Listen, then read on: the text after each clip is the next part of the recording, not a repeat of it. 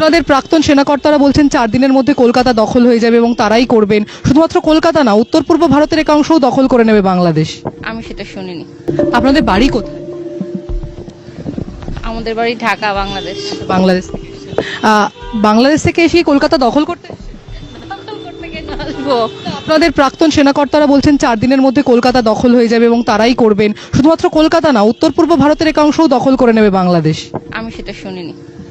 এই যে বাংলাদেশে যে ঘটনা ঘটে চলেছে এবং আমরা দেখতে পাচ্ছি বাংলাদেশি সংবাদ মাধ্যমে প্রতিদিনই সংখ্যালঘুদের ওপর নিপীড়নের যে ছবি, সে ছবি সত্যি না মিথ্যা?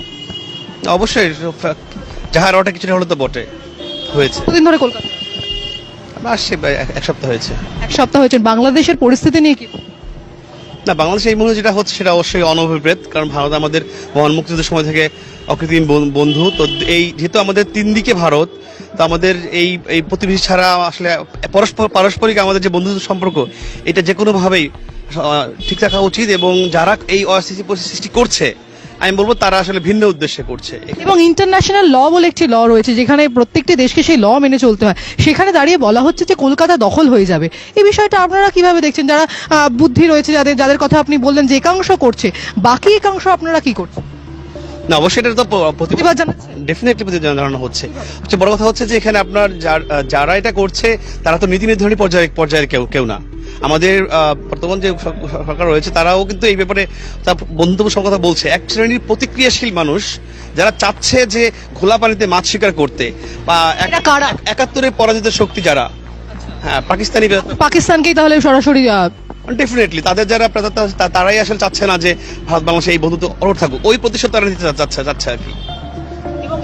এই যে পরিস্থিতি বা মানে ভারতের উপরে নির্ভরশীল থাকতে হয় আপনাদের বেশ কিছু অংশে, সেখানে দাঁড়িয়ে ভারত বিরোধী স্লোগান উঠছে বারবার। পুরো বিষয়টা কিভাবে দেখছেন দেশের? দেখেন, আমরা প্রতিবেশী, এখানে সাম্যের ভিত্তিতে পারস্পরিক সৌহার্দ্যপূর্ণ সম্পর্ক যেটা আমাদের দেশ। অবশ্যই ভারতের প্রতি আমরা চিরকৃতজ্ঞ। তারা আমাদেরকে মুক্তিযুদ্ধের সময় 2 কোটি আমাদের উদ্বাস্তুদের আশ্রয় দিয়েছেন, আমাদের মুক্তিযুদ্ধে সহায়তা করেছেন। এই কৃতজ্ঞতা বোধটা অবশ্যই আমাদের যারা প্রকৃত শান্তিপূর্ণ নাগরিক তাদের মধ্যে রয়েছে। তো আমরা এই সম্পর্কটা সারা জীবন রাখতে চাই। যারা এখন উদ্ভূত পরিস্থিতিতে, এই বিগত সরকারের পতনের পরে একটা মানে ভোলাটাইল সিচুয়েশন হয়েছে, এই পরিস্থিতির সুযোগ নিয়ে তারা চাচ্ছে যে 71 যারা হেরেছিল এই প্রতিশোধে তারা চেষ্টা করছে এই অস্থিতিশীল সৃষ্টি করার জন্য। এই আওয়ামী লীগ তাদের কর্মী সমর্থক তারা কেমন রয়েছেন? তারাও কি হিন্দুদের মতন বা খ্রিস্টানদের মতন নিপীড়িত হচ্ছেন? ডেফিনেটলি হচ্ছে। এটা তো সবচেয়ে বড় হচ্ছে এখানে আগে যেমন একটা কন্ট্রোল ছিল, ওভারঅল সবকিছু স্থিতিশীলতা ছিল। 15 বছরে একদিনের জন্য ক্লাস পরীক্ষা বন্ধ। ছাত্র আন্দোলন সম্ভবত সেই জন্যই হয়েছিল যে পুরো বিষয়টা সিস্টেমেটিক হওয়ার জন্য। এই যে অগ্নিমূল্য, বাজারের যে অগ্নিমূল্য, দাম বৃদ্ধি, সবকিছুটা কন্ট্রোল করার জন্যই আপনাদের ছাত্র আন্দোলন হয়েছিল। এবং তার যে প্রতিফলন, সেটা কি কোনো জায়গায় কি নেগেটিভ জায়গায় দাঁড়িয়ে? না, অবশ্যই বাস্তবতা কিন্তু সেটা দেখা যাচ্ছে না। কারণ হচ্ছে আপনার জনজীবনের যে যানবাহনের নিরাপত্তা, মানুষ কি চায় সবচেয়ে যানবাহন নিরাপত্তা, সেইটা অনেক ক্ষেত্রেই মানে ম্যাক্সিমাম বেহত হচ্ছে। যানবাহনের নিরাপত্তাটা প্রাইম ফ্যাক্টর এখানে। ল অ্যান্ড অর্ডার, আমি বলবো যে টোটাল ক্যাওয়াস এই মুহূর্তে।